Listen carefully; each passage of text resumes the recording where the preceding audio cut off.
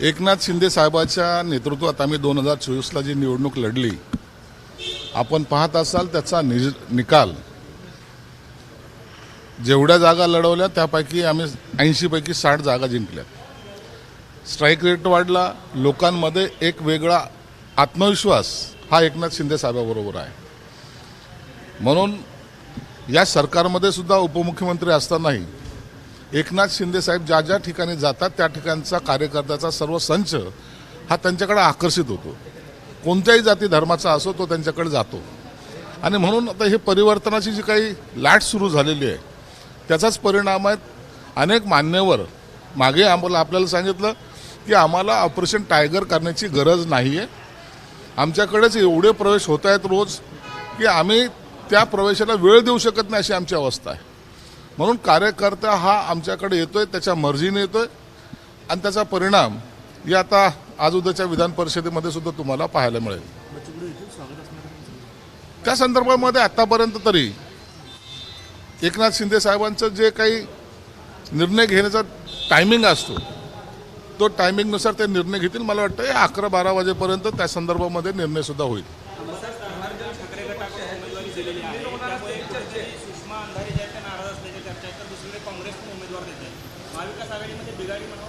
नाही, महाविकास आघाडी हे एकत्र नाहीच आहेत.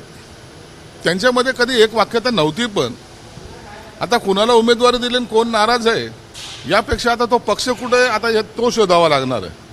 काँग्रेसने पहिल्यापासून त्यांची भूमिका ही स्पष्टपणे मांडली होती. त्यांनी एवढं कॉम्प्रोमाइज यासाठी केलं होतं की त्यांना राज्यसभेच्या वेळेला सुद्धा त्यांनी कॉम्प्रोमाइज केलं.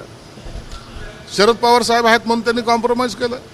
आताही त्यांनी विधान परिषदेला जर उद्धव ठाकरे असतील तर आम्ही कॉम्प्रोमाइज करू असं त्यांनी स्पष्ट स्टेटमेंट दिलं होतं. परंतु त्यांना तो उमेदवार डिक्लेअर होईपर्यंत कोणत्याही प्रकारची सूचना सुद्धा देण्यात आली नाही. म्हणून आता काँग्रेसला काउंट करणं किंवा काँग्रेसचा अपमान करणं हे उभाट्यानं केलेलं आहे. मला वाटतं काँग्रेस हा अशी ती पार्टी आहे, मग ते काही सगळं गेलं तरी चालेल परंतु आम्ही आमचा हट्ट सोडणार नाही या भूमिकेत कदाचित ते असतील.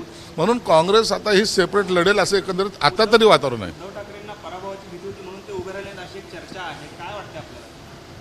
त्यांना याची सर्व प्रकारची जाणीव असते, त्यांना सर्व माहिती असतं की उभाटाला संपवण्यासाठी त्यांच्या आतमधले त्यांच्या पक्षाचेच लोक तयार आहेत.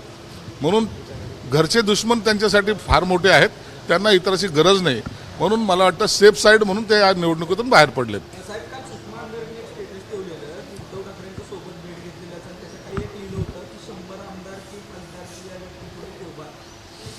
दिली तर ना, अहो तुम्हाला उमेदवारी दिली तर कुर्बान करा ना. जे दिलं नाही त्याला कुठं कुर्बान करता तुम्ही?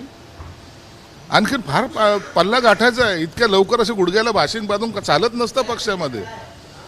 आम्ही 42 वर्षापासून काम करतोय, 1-2 दिवसाचा प्रवास नाही आहे. आणि त्याच्यासाठी एकनाथ शिंदे असावं लागतात.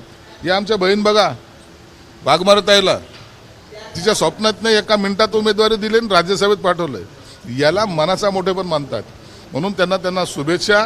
पक्षाचं काम करा आणि पक्ष असाच डुबवा.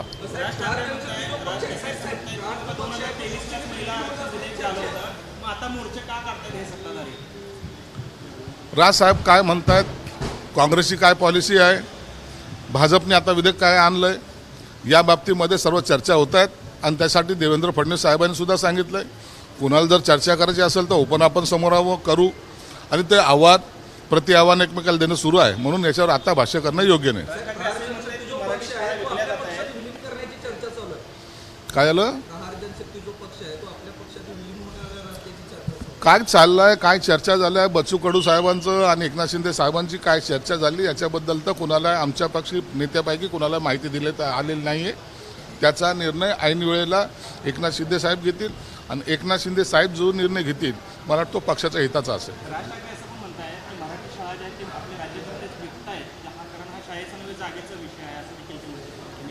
हे बघा, मराठी शाळा विकणे किंवा मराठी बंद करणे हा कोणत्याही राजकीय नेत्याचा विषय असू शकत नाही. मराठी ही टिकली पाहिजे, मराठी ही कायम असली पाहिजे. मराठीचं वर्चस्व या मुंबईतच नाही तर महाराष्ट्रात असली पाहिजे. आणि त्या स्वाभिमानाला कोणी ठेच पोहोचवता कामा नये ही सर्वांचीच भूमिका आहे. म्हणून मराठीचा एका पक्षालाच फक्त जे पुळका आहे आणि आम्ही फक्त हिंदी भाषिक आहोत असं समजण्याचं काही कारण नाही. मराठीसाठी वाटेल तो लढा द्यायला आम्ही सुद्धा तयार आहोत.